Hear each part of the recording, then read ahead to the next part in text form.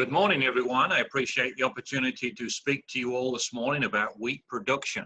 So hopefully you can hear me okay. I'm going to go ahead and move into my PowerPoint presentation. So feel free to adjust your volume if you need to. I'm going to go ahead and open my first slide. So the topic of discussion that I've been asked to present this morning is next level wheat, the strategies to help you with your 2021 wheat. So without further ado, I'm going to move into this slide presentation. I've been asked to speak for 30 minutes, and I understand there's 5 or 10 minutes worth of time at the end allotted for questions. So as we move through the slide presentation, if you have any specific questions, then type them into the box and we'll answer them, or we'll try and answer as many as we can at the very end. So this slide, by means of an introduction, is probably a good slide because it shows a lot of the elements that we need to talk about this morning. So we've got 2 high yielding varieties. The one on the right is a little taller than the one on the left, you can see.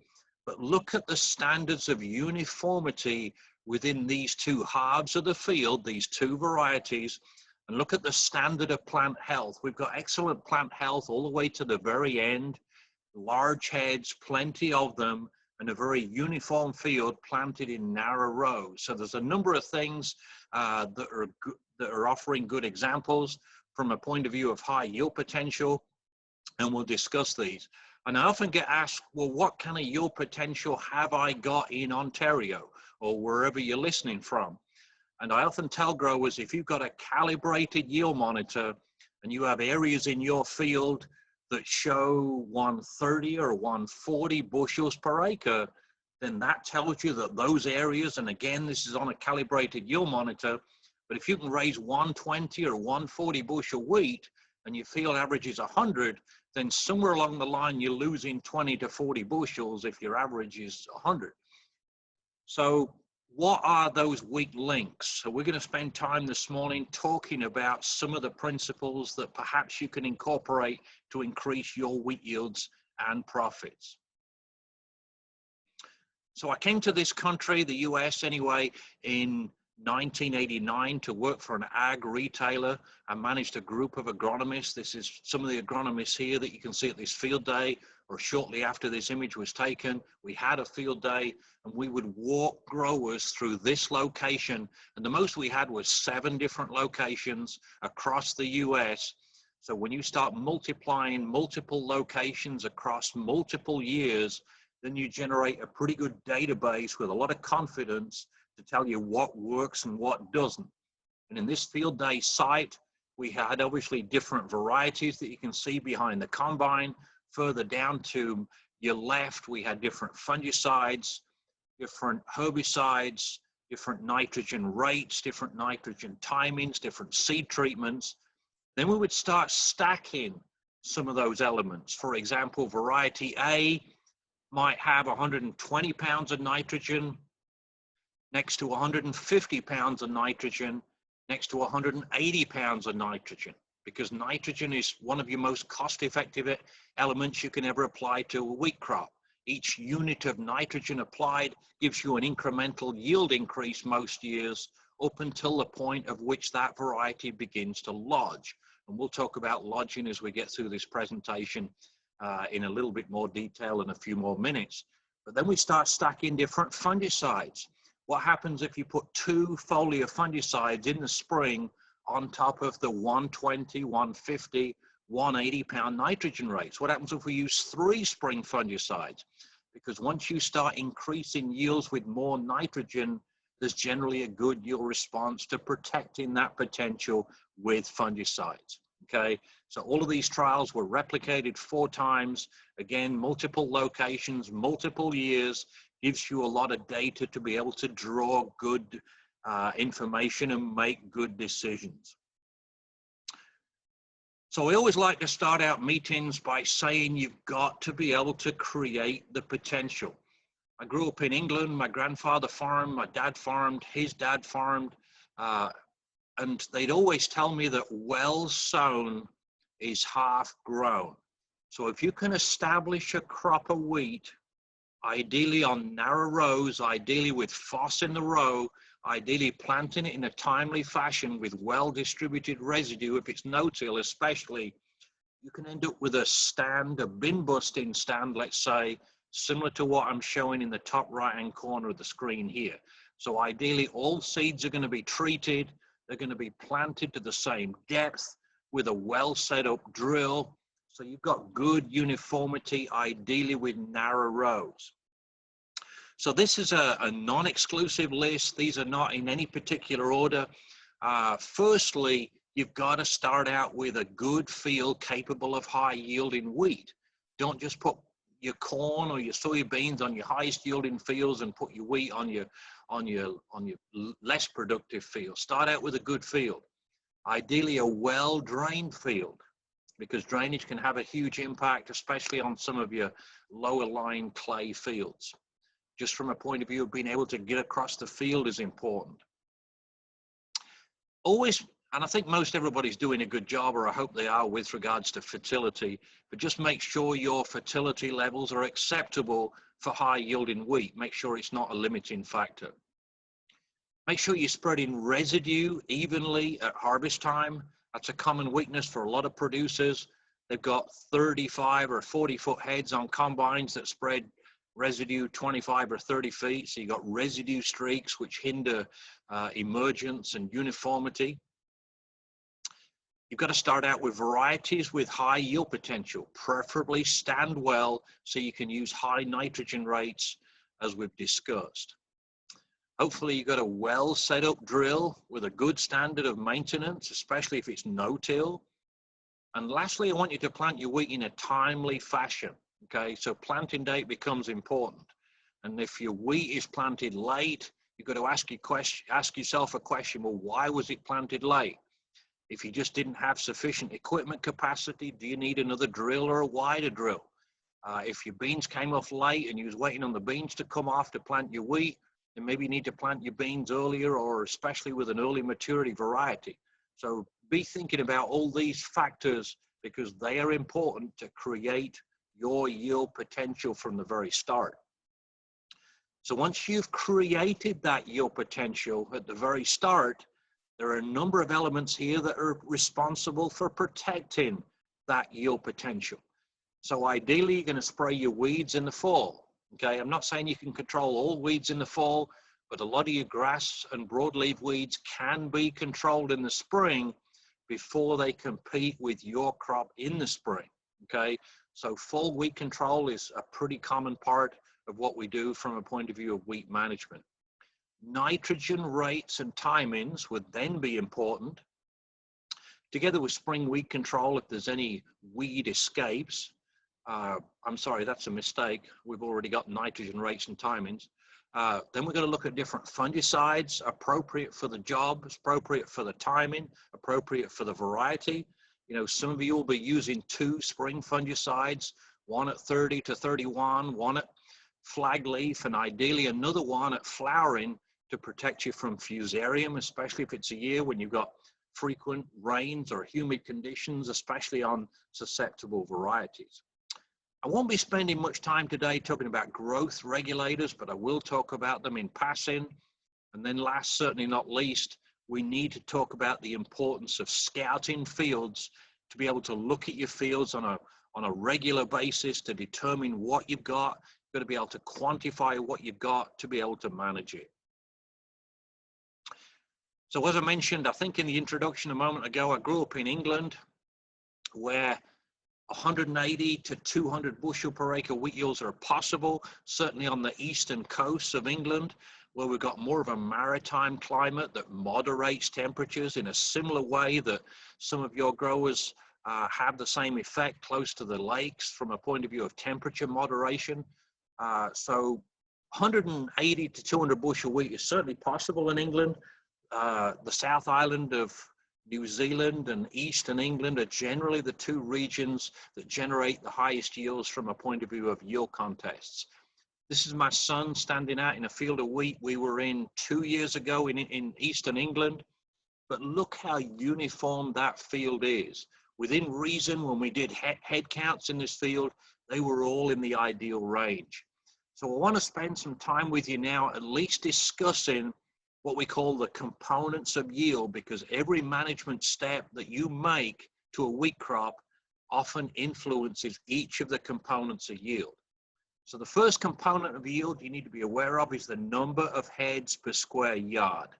I'm going to say for most varieties, you need somewhere in the order of 550 to 600 heads per square yard. Now, I was educated in England, obviously, in the metric system. So if you think in metric, multiply heads per square yard by 1.2, and that will get you almost exactly the right head count per square meter. So 550 to 600 is what we recommend for maximum yields with most varieties. If you get progressively more than 550 to 600 heads per square yard, you tend to run into lodging pressure, especially with some of your taller varieties. On the opposite end of the spectrum, as you get progressively less heads than 500 or 550, again with most varieties, you just don't have enough heads to create maximum yields.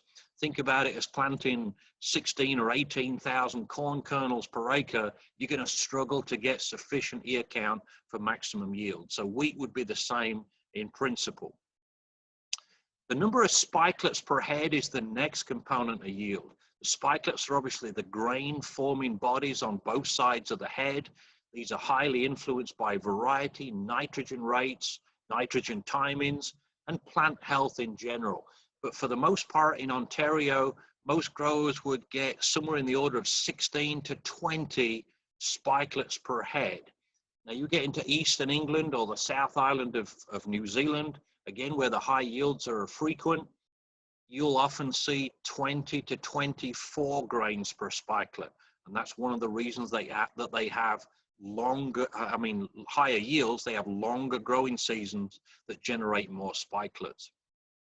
The third component of yield is the number of grains per spikelet. Generally in Ontario, at least in the middle of the heads, you've generally got 3 to 4 grains per spikelet, maybe 2 at the top and bottom. You get into Eastern England, South Island of New Zealand again, where the high yields are frequent. You often got 4, 5, 6 grains per spikelet in the middle of the head. The fourth component of yield is the weight of each grain, or the test weight, or the specific weight as it's also known, highly influenced by management, plant health, keeping diseases out with fungicides and variety, and I guess making sure the wheat is harvested in a timely fashion. Every time the wheat gets rained on after it's physiologically mature, you're going to lose yield by losing test weight. The grain begins to respire and you lose test weight, which is essentially losing yield. So each of these are the components of yield that you need to be aware of. And lastly, be thinking about uniformity, because that's important. So I work as an agronomist, and I spend a lot of time working with different growers, and most growers have their own individual skill sets. So one grower might be really good at timing his inputs. He's got plenty of sprayer capacity, plenty of seeding capacity, but he's not very good at doing fungicides because he's planting corn and he's challenged to get the fungicides applied in a timely fashion. Then there's another grower over here that does a really good job spreading residue, and the next guy doesn't spread residue very well at harvest. So a lot of what I do is help isolate and eliminate the weak links to raise wheat yields on growers.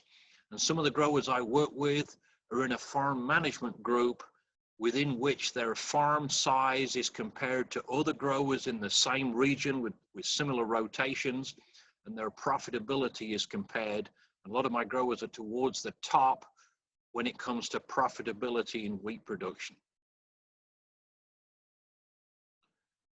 So I did mention it by means of the introduction when we was talking about creating and protecting the yield potential. Look closely at your fields of wheat and see how uniform they are. There's still a lot of growers out there that don't spread residue evenly at harvest time of the soybeans, which presents a lot of challenges from a point of view of even and uniform growth and emergence. So if you've got residue streaks like this, it's going to be a challenge to get uniform fields of wheat which are especially a challenge when you're trying to time your fusarium fungicides at flowering to get maximum fusarium suppression. So if you don't have uniform heading wheat, you've got to ask the questions, why not? What do you need to do to improve this? Because high yields are all about uniformity, especially when it comes to timing of fungicides for fusarium. So I try to put out a variety trial on each of my growers every year. Looking at local research or university research is good, but it's not a substitute to evaluating varieties on your fields with your management, your fertility, your timing of inputs. So I try and replicate these at least a couple of times, and we're comparing newer varieties with better genetics to some of the varieties that have been raised on the farm for perhaps a couple of years. So we're looking for varieties that are short, that stand well, so we can load them up with plenty of nitrogen to generate high yield potential. What I prefer to do is run different nitrogen rates perpendicular to these variety trials. So we're going to run 125 pounds of nitrogen, for example, across the whole field. And then some of the strips, again, across the varieties, we may have 150 or 180 pounds of nitrogen, and we're going to see how they stand up to the higher nitrogen rates and look at them and compare them for disease levels also. But look how uniform this field is. That needs to be your goal. So standability is really important. Again, we need to apply as much nitrogen as we can to generate high yield potential. But if you get over the threshold and fields begin to lodge, then there's a big yield reduction, and we'll talk about that here. So if you look in the top right-hand side of this image, you can see a grain system by means of a reference. So I'm riding in the combine, watching the yield monitor as we go down the field. This wheat is standing really good. The heads are tipped over like what we want. And in this particular region of the field, the yield is 165 bushels per acre in this region. So as we drive down the field, the same pass, we get into an area that lodges, that's lodged. And again, in the top right-hand corner, the same grain system is there. So we've basically gone down the field 300 or 400 feet into an area that's lodged. Same variety, same pass, but look at the yield. It's 70 bushels. A moment ago, it was 165. So most research suggests that you would lose at least 1% of the yield for every day the wheat's lodged prior to the wheat senescing or starting to dry down. So the earlier wheat lodges, the bigger the yield loss. And it's really difficult to separate grain from residue. That's when you're cutting the wheat this low, and spreading the residue behind the combine gets to be a big challenge. So you've absolutely got to find varieties that stand good, and then you've got to do a good job timing your nitrogen at the right time and the right rates to encourage the wheat to stand up. So we talked about this. You've got to be able to quantify what you have. Here we are taking stand counts to determine how many plants we have per yard of row in this example. So the notepad on the right-hand side shows the variability and the numbers within the stand counts. So ideally, we're looking for uniform stand counts, the same number of plants per yard of row, and as uniform as possible from a point of view of stand counts. We're also looking at the standard of plant health now or soon to be able to make spring nitrogen decisions. So ideally, you've got something like this, at least by means of an architecture standpoint. This is a wheat plant taken after a cold spell, so we've lost a lot of plant health, but we've basically got a main stem and 2 tillers. So for example, if you've got 200 plants per square yard, and every plant has a main stem and 2 tillers, and assuming that these tillers survive until harvest time, which they don't all do, but assuming they do for a moment, then you'd be at 600 heads per square yard, again, if every main stem and tiller produced a head and you had 200 plants that look like this. So I'm going to encourage you to use these recommendations on a field by field ideally a region by region basis within the field to help make better decisions. All right, so what we're looking at here is nitrogen recommendations for the first spring nitrogen application. We're going to encourage you to split your nitrogen. I think most people do, and there's lots of reasons to split your nitrogen. But for the first application, and these are tillers per square foot, multiply them by 9 if you think in square yards. But if you got late planted wheat and you got less than 30 tillers per square foot, at green up or shortly before green up, I'm going to encourage you to put 60 to 70 pounds of actual nitrogen on right at green up or slightly before, because those fields are behind. They need the nitrogen to stimulate tiller development and encourage the tillers that do survive, that do get created to survive. So later planted wheat, low tiller densities, need 60 to 70 pounds of nitrogen. Now, if you got earlier planted wheat, perhaps wheat planted into fields with a lot of residual nitrogen, maybe you've got chicken manure or hog manure or cattle manure on your fields that you got more tillers. In those examples, you don't need much nitrogen because you've already got more than enough tillers. So you're either going to put 30 to 40 pounds of nitrogen on, and you're probably going to delay that first nitrogen application somewhat, or as the asterisk shows here, if you've got good plant health with adequate tiller numbers, you probably don't need to apply any nitrogen early. You're probably going to hold off and put that nitrogen on when that plant begins to yellow, or those plants begin to yellow, ideally at the 31 to 32 growth stage. So if you got lots of tillers, this would be a good example of early planting dates with high residual nitrogen, perhaps manure applications. These fields don't need any nitrogen at all, probably until 31 or 32 at the earliest. Then you're going to go in there with a conservative amount of nitrogen.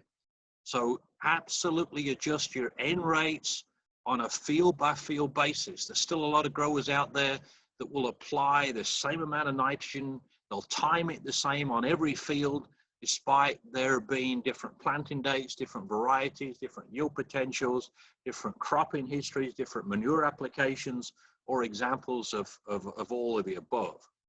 So if you've got a good operator with a good eye and there's yellower areas of the field, then put more in on those areas that are yellow. If there's dark green areas, you don't want them to lodge by putting too much nitrogen on. You can back the nitrogen off the greener areas. But the bottom line is you need to put on enough N to feed a high yielding crop to generate high yields, but you don't want it to lodge. So I don't mind what form of nitrogen you use. What I do want you to do is apply evenly and accurately. And a lot of the spinning disc spreaders struggle from a point of view of nitrogen uniformity. And if you pattern test the spreaders, it helps. If you got nitrogen that's got a consistent granule or prill size, it really helps. But the challenge is a lot of urea goes through tender trucks, through fertilizer plants. You got a lot of fines, and before you know it, you've streaked a field. Hopefully not as bad as this one, but you've got to be able to apply the nitrogen evenly and accurately. But sadly, a lot of the urea that most growers source has a wide distribution of particle sizes, and trying to spread a product this variable is going to be a long odds gamble, even with a well adjusted and patent tested spinning disc spreader, especially on a windy day.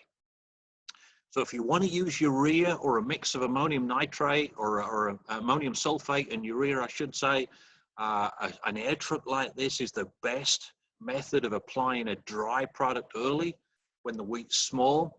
Obviously, you can't use the big terrogators like this with big floater tires for the second application because the wheat's too big. But these are a good option if you want to use a mix of urea and ammonium sulfate for the first application.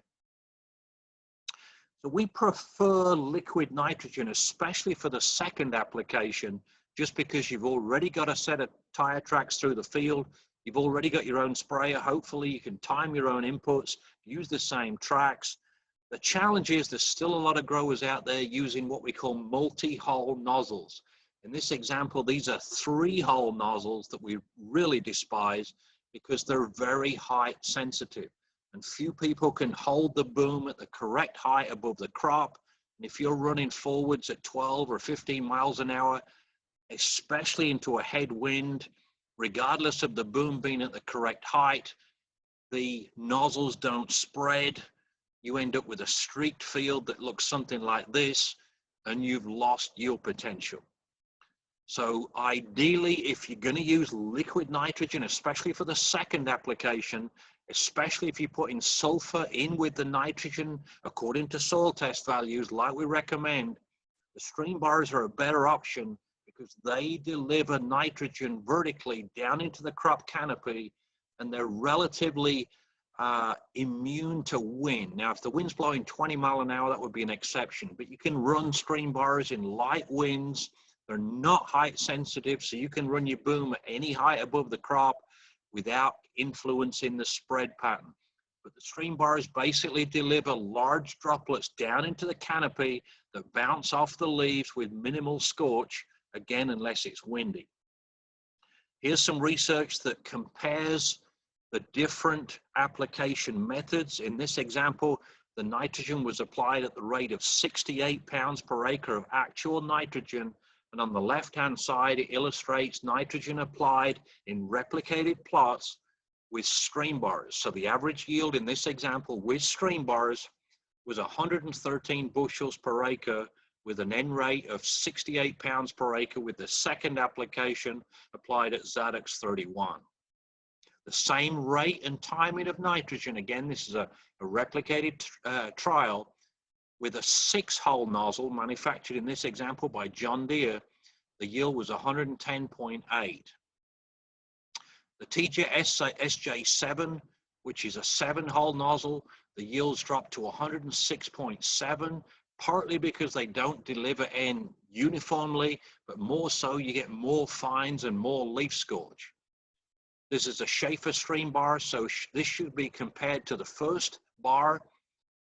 It was 3.9 bushels better at 116.9, and this one had agrotane added to the nitrogen. So if you see a set of situations where you're going to be applying your nitrogen, there's no rain in the forecast, we do recommend a nitrogen inhibitor or a volatility inhibitor like agrotane to help protect your nitrogen for 18 to maybe 25 days, depending on the rate that you're using. We definitely don't encourage you to mix a herbicide with the nitrogen and apply it with flat fans. This is in there by means of a check. We don't encourage that, obviously.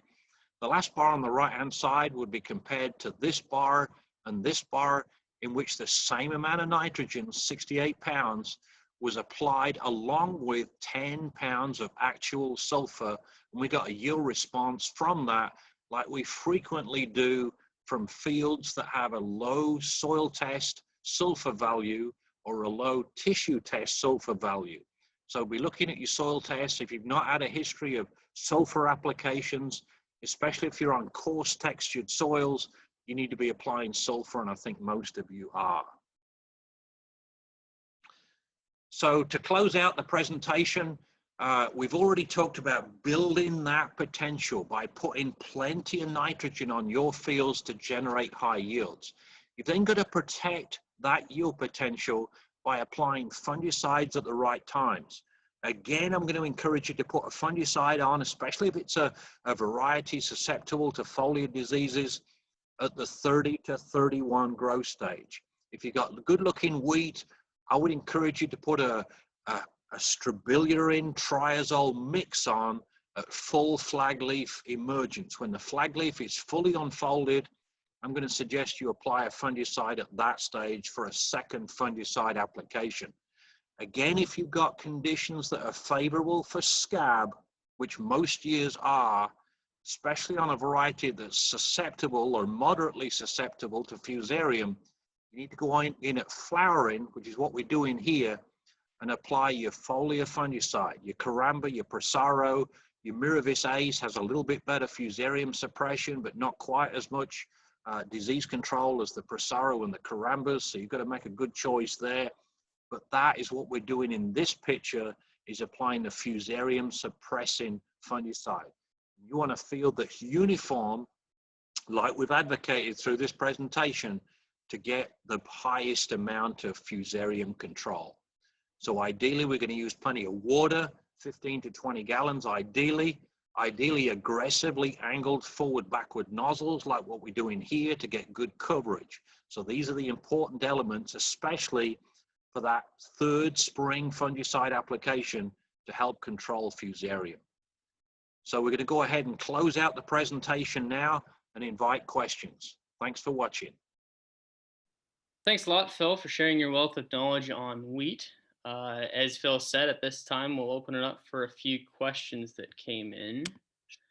The first one here, any experience and or data to back up yield gains from seed singulation through a planter versus an air drill or box drills?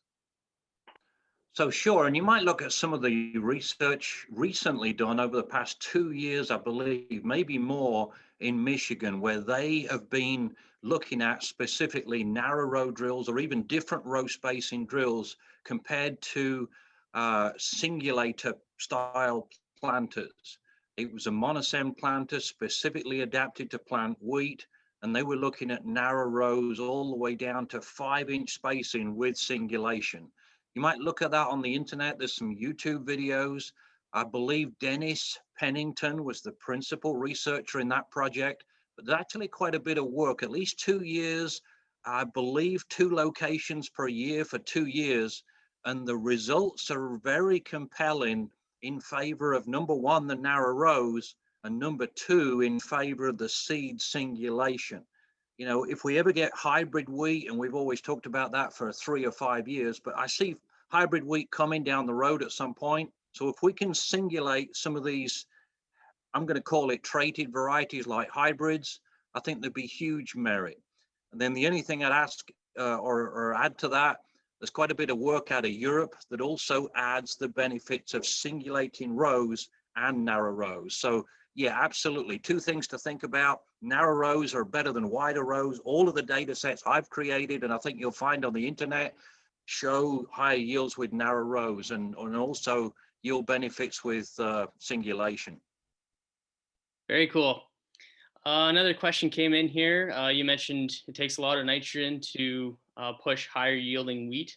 And then you also mentioned it doesn't really matter what product as long as it's spread uniformly. Just wondered about your thoughts on slow release nitrogen products such as ESN, and just kind of your thoughts on that. So ESN has definitely got a place in the market. If it's got its best positioning, I think it's with the first application within a split shot, or maybe better still, a mix of urea and ESN. ESN's polymer coated technology is very good for what it does, which is limiting nitrogen losses. My only challenge with that concept is it can delay the nitrogen release when you want it to release. So if you applied nitrogen on a field on the 1st of April or the 15th of March, when the crop was starting to grow actively and you needed more growth, I'm sometimes concerned that the ESN takes longer to release than what you need it to. So in most instances, if you use ESN, and it's quite expensive for what it is, but in most instances, if you want to use ESN, at least blend it with some urea so you get some availability a little sooner than just using straight ESN. Again, nothing wrong with it. The only challenge with dry products like ESN and urea is just spreadability. And what I mean by that is I just despise spinning disc spreaders. Most often the urea's been through, you know, blend plants, tender trucks, and the prill size is very variable, like I mentioned in the presentation. So an air truck's definitely the way to go. Or use liquid. You've probably got a set of tracks in your field anyway for herbicide, or you will have tracks in your field for herbicide and fungicide applications. So liquid to me is a better option, but you've got to look at pricing too. Sometimes the urea is a few pennies cheaper. And again, as long as you can deliver it evenly and accurately, I'm fine using dry fertilizer, but spinning disc spreaders don't cut it, especially if it's windy, especially if the product quality is not good, or it's rolling ground, or a combination of the above, you can streak a field quite quickly and reduce yields. Good to know. The third question here, much experience or success with either drone imagery or the satellite imagery to produce variable rate maps with nitrogen on wheat? I think it's 20 years ago, plus or minus, I got a phone call from NASA Space Center, and I really thought it was a prank call. You know what it's like when you get a prank call every now and again? I really thought that was one. Well, after listening, and it's a good job I didn't hang up, it was somebody from the remote sensing division within NASA Space Center that had some redundancy in some of their satellites, and they were wanting to get into ag and determine what benefits they had with different panchromatic and multispectral cameras, of which at the time they were really good quality. So we spent a couple, maybe 3 years doing quite a bit of work with NASA Stennis Space Center, calibrating some of the technology and adapting it for wheat production. So the concept is sound. The challenge that we found with it is the potential delays, meaning a given satellite at that time, and there's more satellites now, so take it for what it is now. But when we were doing it back then, a given satellite may only fly over a field once a week or twice a week. And if both times during that week, for example, it was cloudy, then obviously you received no imagery at all. So then you'd be rolled over to the next week. It then takes you a little time for NASA to process the imagery, to get it to me, or to the agronomist to process the imagery and turn it into a variable rate map. My point is there's a delay, and that delay is variable from 2 or 3 days to a week or more. And that crop can advance or change a lot if it's warm and the crop's growing actively within that 3 to 7 or 10 day period. So I really prefer what I call instant sensing. Instant sensing is something like a green seeker system, and there's at least 3 or 4 systems on the market worldwide now. You're going to see more of those, more than just nitrogen sensing as time advances. But I really like those technologies because you are sensing the crop and applying nitrogen within a split second of what that crop how that crop senses that crop. So we've had really good luck with that technology, and I'd really endorse that more than satellite imagery. You know, these systems have a cost, but satellite imagery has a cost per acre too. So I'm all about variable rate N. I think it's really important, but I think instant sensing with systems like GreenSeeker are probably a better option going forward, just for the time lag reasons. Right, sure. Another question here, sulfur timing, is that important? What are some of the management tips that we need for sulfur timing? So sulfur is definitely important. I don't want to, I can't overestimate that. In high yielding crops, especially on low CEC, coarse textured soils, you've got to get some sulfur on, and you've got to get some sulfur on most fields, but especially the coarse textured fields is what I'm getting at. I prefer to put some on with the first shot of a split application and then apply the balance of the second application based upon either soil tests or tissue tests. Both are reasonable measures of sulfur application rates. Just be careful with the second application if you're using liquid nitrogen with ammonium thiosulfate, the liquid form with a second shot. If you're putting it on at 31, 32, like we recommend with that second shot, and you're using 3-hole nozzles or 7-hole nozzles, you tend to get a lot more leaf injury because of the sulfur. So don't do it if it's windy. Be cautious on your forward speeds because it breaks the droplets up more. I'm just saying you get more leaf injury when you add sulfur to liquid nitrogen.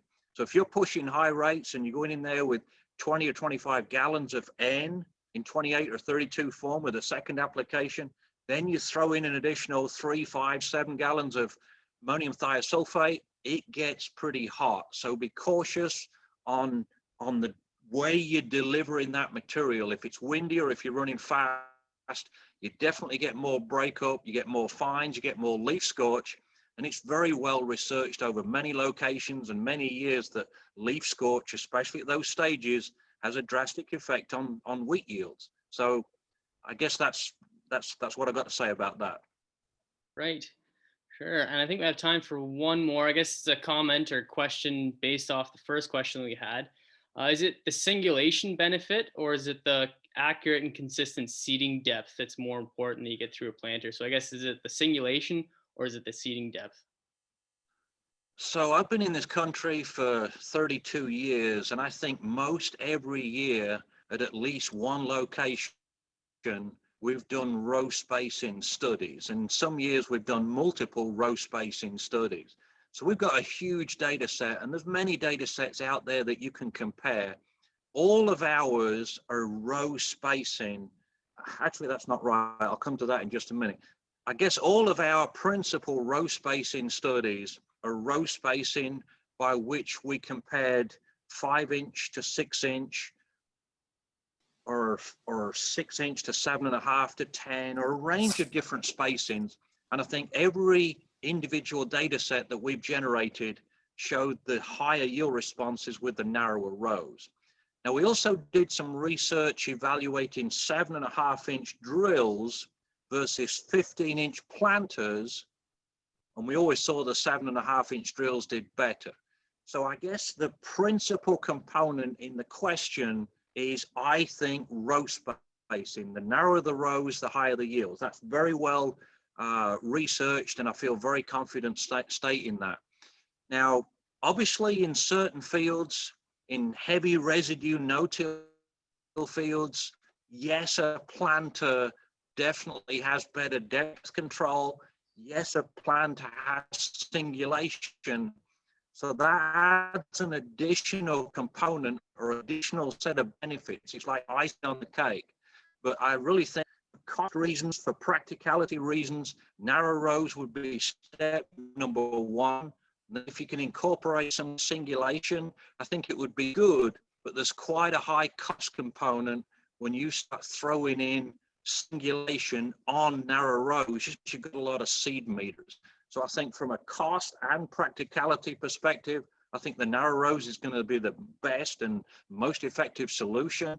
But like I mentioned a little while ago, if we get hybrid seeds, for example, or any kind of high trading, and by doing that, we probably need to look at singulation. So that's kind of a varied answer, but I think priority number one is the narrower rows, not any wider than 6 or 7.5, preferably 5, I think is a practical row spacing. Makes sense. Interesting. Perfect. Well, thanks a lot, Phil, for joining us today and helping us getting our next level wheat. Thank you very much. All right. Thanks, guys. Good luck. Perfect.